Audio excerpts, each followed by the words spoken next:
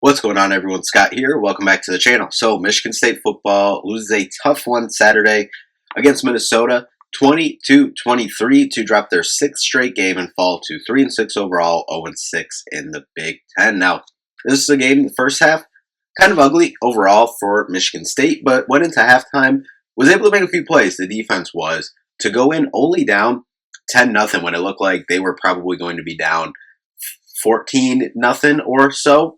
Made some plays, made it only 10-0, which is still doable, even though, the offense has definitely obviously struggled this year. But they were able to go in only down 10, and then in the second half just looked like an absolute, complete different team. Came out, got a touchdown in the third, 10 points in the fourth. The only problem is left a little too much time for Minnesota to go down, get a touchdown, tie it up, to go to overtime, and then we saw what happened. Michigan State had a drive going, first overtime, should I say. Had a pass interference call that was clearly pass interference, was called on the field. Apparently the explanation that we got from Jonathan Smith after the game was one of the 8 refs on the field had a very strong opinion that it wasn't pass interference. So that's the call that they made, even though it was more than a minute afterwards. They had already moved and respotted the ball.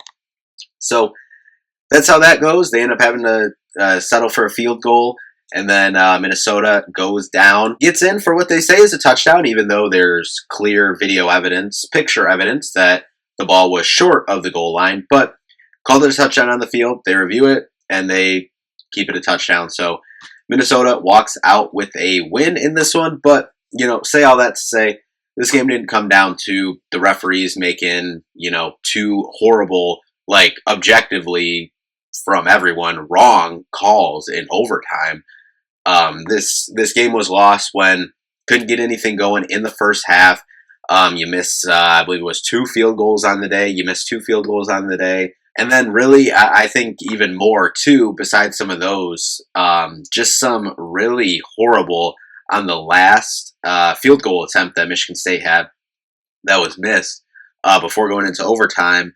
It just really atrocious play calling on second and third down for Michigan State on offense that really just did them no favors. Had them at a weird angle for the field goal, just missed it. And those are the things that lost Michigan State the game, not the 2 objectively clear-cut wrong calls that were made in overtime. But, don't do those other things, then, that leaves the door open for things like that are out of your control to happen. So that's we'll just get into the game here real quick. But if you could, just hit that like and subscribe button down there. We'll have more Michigan State football content on the channel, so just make sure to subscribe so you don't miss a video. But we'll just jump in, start with Minnesota.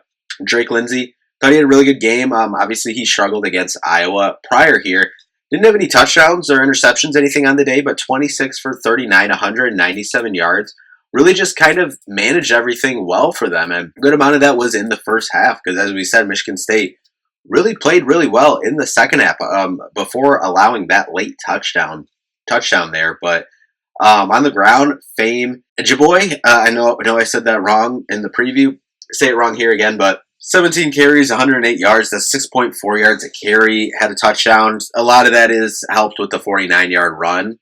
But aside from that, no one really got more than they had Cam Davis carry for a yard.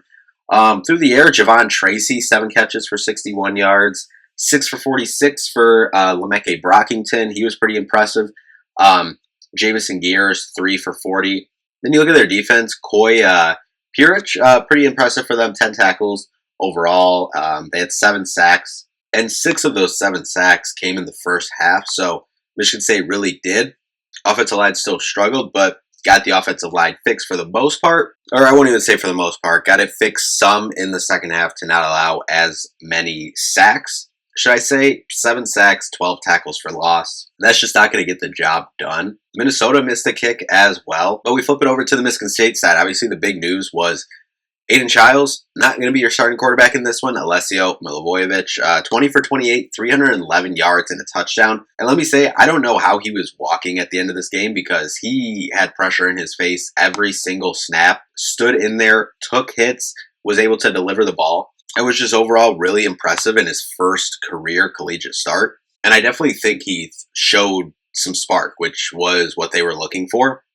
due to make the quarterback change. Rushing the ball, Elijah Tolliver, 11 for 127. That's 11.5 a carry, but he did have an 85-yard run.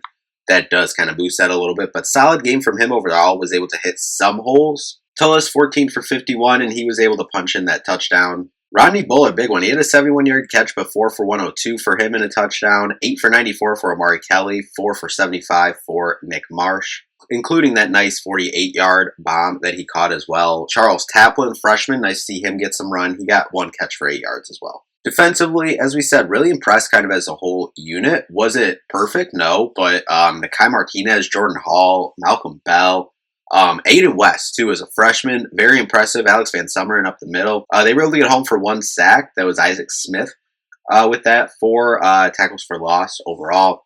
But yeah, Malcolm Bell and freshman, true freshman, Aiden West was really impressed with them. Secondary, Nakai Martinez as well back there. Still some gaps on the defense as well, but Jordan Hall had his 10 tackles as well. As we said, the 2 missed kicks, but was able to hit that clutch one in overtime.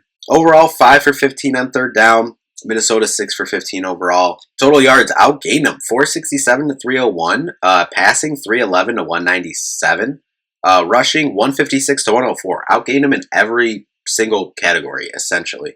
Penalties, though, again, very key here for Michigan State. 10 for 96 compared to 2 for 8 yards. Time of possession, too. Really dominated time of possession. 34 minutes compared to about 25 minutes or so. So Michigan State really thought they fought well in the second half, especially. But really, again, this comes down to a lot of the play calling. To be honest, I don't have many gaffes with the defense. Said it a couple times now, but thought they played, as well as you can. Like, giving up 23 points, you should be able to win this game, especially with the type of talent that you have on offense. I think Alessio definitely provided a spark. I definitely think that's the most, that's the most juice we've had on offense, really since the USC game. Nebraska scored more points, but, there was some juice on there, and I think play calling kind of hampered them a little bit in terms of scoring more points than 20.